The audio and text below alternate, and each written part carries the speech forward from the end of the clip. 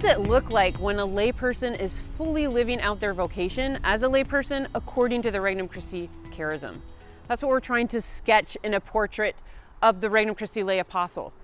And we're choosing to do it through the lens of number 8 of the statutes of the Regnum Christi Federation, which describes the mystery of Christ that we're being called to make present in and through us. So we call these the 6 fundamental traits of the Regnum Christi lay apostle. Then we divide each trait into what we call the competencies of the Regnum Christi lay apostle. So we're looking at the knowledge, the skills, the attitudes, and the behaviors that are kind of like this combination of elements that make up that trait and how that trait is lived out in life of the Regnum Christi lay apostle. Knowledge is, of course, referring to the content and to our mind. Skills is referring to action and to being able to kind of live that out.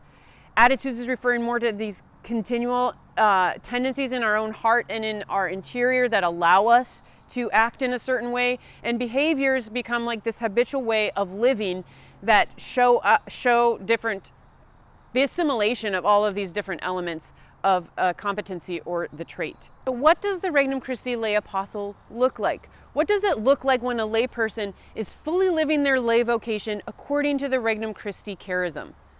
This is what we're trying to sketch in the portrait of a Regnum Christi lay apostle, and we're choosing to do it through the lens of number 8 of the statutes of the Regnum Christi Federation, which articulates the mystery of Christ that we are being called to make present in and through us.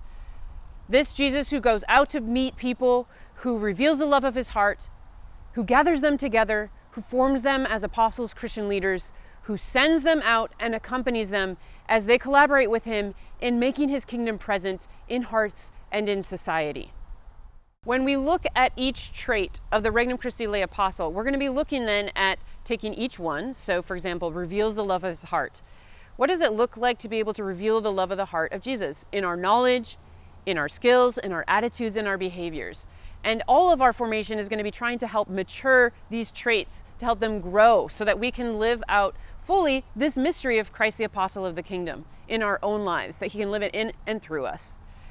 Formation is going to be then, because of the fact that we're not just talking about only knowledge, although it includes knowledge, we're going to be talking about this interplay of content and experiences that help these traits mature and grow in each of our Regnum Christi lay members. Who helps along this formative process in Regnum Christi?